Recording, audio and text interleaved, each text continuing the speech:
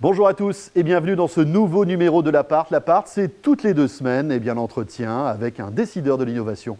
Et aujourd'hui, nous parlons de musique dans l'Appart. Nous recevons le directeur général de Spotify France. Yann Thébault est directeur général de Spotify France. Ancien directeur commercial de l'entreprise, il est chargé de mettre en place la stratégie marketing et d'assurer le développement de la marque dans l'Hexagone. Créé en Suède en 2006, Spotify est le numéro 1 mondial de la musique en streaming. La plateforme compte 15 millions d'inscrits, dont 4 millions d'abonnés payants. À côté du géant iTunes et du français Deezer, Spotify contribue à la démocratisation et à l'adoption de la musique numérique légale.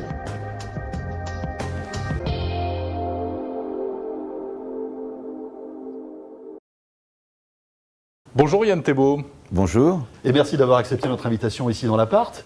Alors la véritable concurrence de Spotify, c'est le piratage.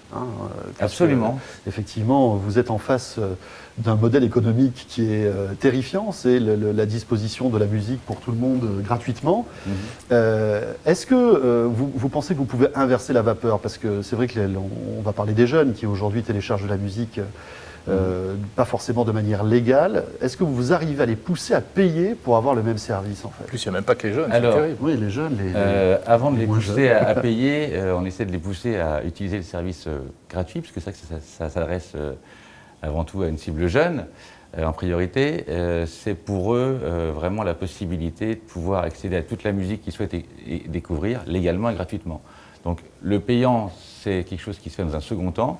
Mais c'est quoi la différence entre les deux, entre la version gratuite et la version payante? Alors, la version gratuite donne accès à la totalité du catalogue, c'est-à-dire plus de 18 millions de titres aujourd'hui, mais avec des limitations, notamment le fait de ne pas pouvoir écouter sa musique sur son téléphone portable ou sur son ordinateur en mode hors connexion, ce que donne la version premium, et une limitation dans le temps, puisque au bout de 6 mois, le compte gratuit devient limité. Donc on a 6 mois d'écoute illimitée, et au bout de 6 mois, on passe sur une limitation à 10 heures d'écoute par mois.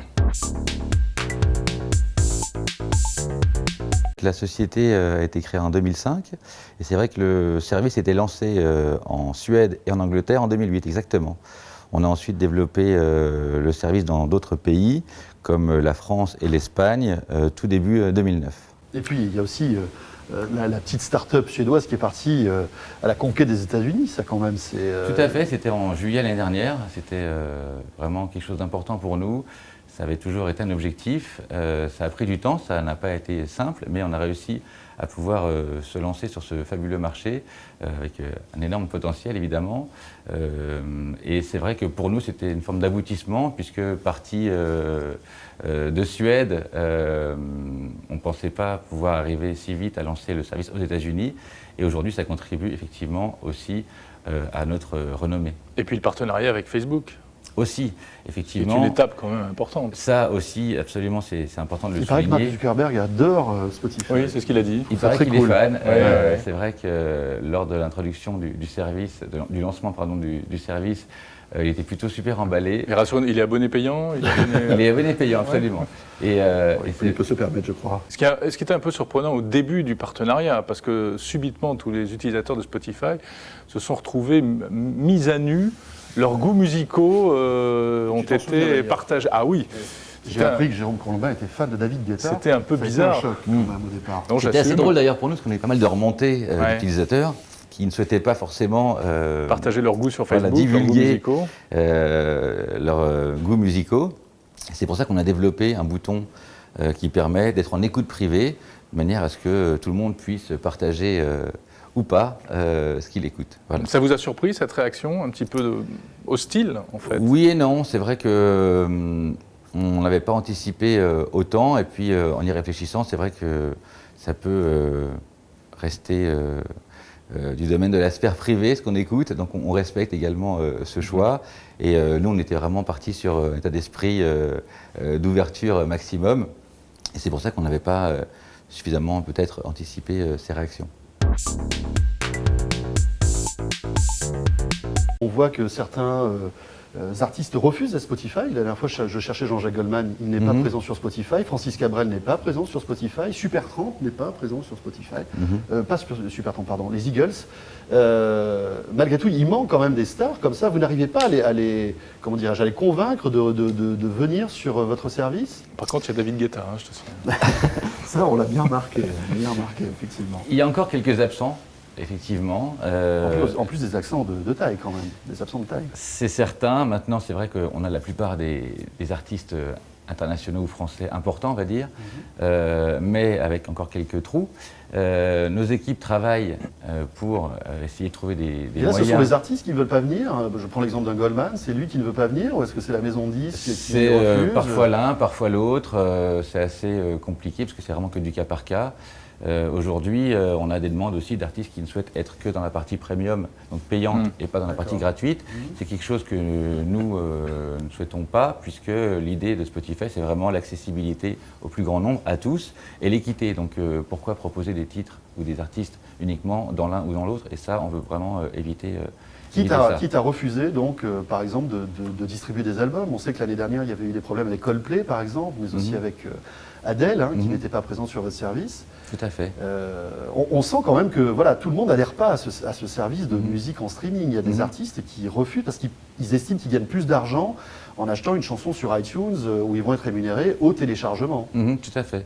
Il y a encore des gens qui se posent des questions. Maintenant, on verra dans le temps comment ça va évoluer. On fait tout pour leur démontrer le contraire et je pense que l'avenir nous donnera raison.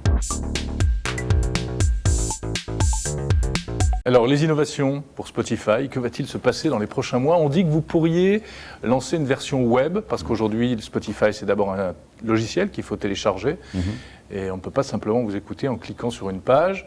Un peu comme Deezer, d'ailleurs, justement, qui offre son service sur une page web simple. Alors, c'est vrai qu'il y a des rumeurs qui courent. Malheureusement, je ne peux pas les commenter.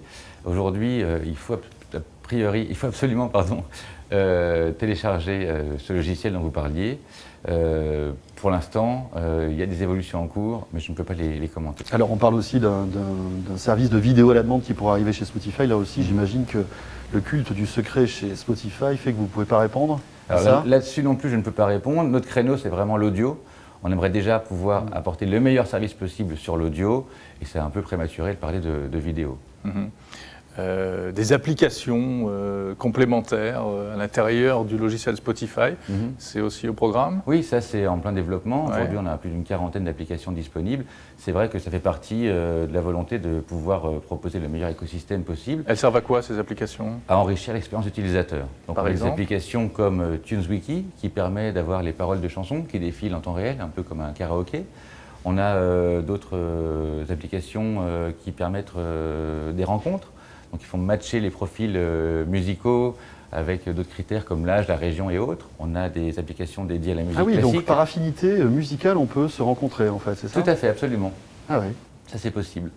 Et donc toute une série d'applications très ludiques pour générer de nouvelles playlists, pour générer des playlists par rapport aux goûts musicaux ou l'humeur de la journée. Bref, beaucoup d'applications qui permettent encore une fois d'apporter du contenu supplémentaire à nos utilisateurs. Yann Thébault, quel geek êtes-vous? Plutôt iPhone, Android, Windows Phone, BlackBerry? Quel est le smartphone que vous avez dans votre poche? Plutôt iPhone. J'aimerais bien essayer Android, mais quand on prend ses habitudes, c'est toujours difficile de changer. Et pour l'instant, je suis iPhone. Et vous êtes un utilisateur basique ou un utilisateur geek? Vous aimez aller télécharger les dernières applis? J'aime bien me tenir au courant de ce qui se fait, évidemment, et j'aime bien tester les nouvelles applis, oui. Plutôt Facebook, plutôt Twitter. On voit qu'il y a deux camps. Nos invités sont toujours assez partagés. Ouais, c'est vrai que c'est pas le même usage. J'ai plutôt tendance à utiliser de plus en plus Twitter. C'est vrai que Facebook, voilà, on a une dimension moins pro, j'ai envie de dire, que sur Twitter, qui permet vraiment de rester au fait de l'actu et avec un format de partage plus facile, j'ai envie de dire. On répétera pas ça à Mark Zuckerberg. S'il vous regarde d'ailleurs, on le salue. Merci beaucoup d'avoir été avec nous dans l'appart. Merci à vous. Et on espère comme ça, grâce à Yann Thébault, vous avoir fait découvrir encore plus le modèle économique de la musique en ligne et le streaming. Les coulisses de la musique en ligne. On revient dans 15 jours avec un nouvel invité dans l'appart, le talk de l'innovation. Merci, à bientôt. Salut à tous.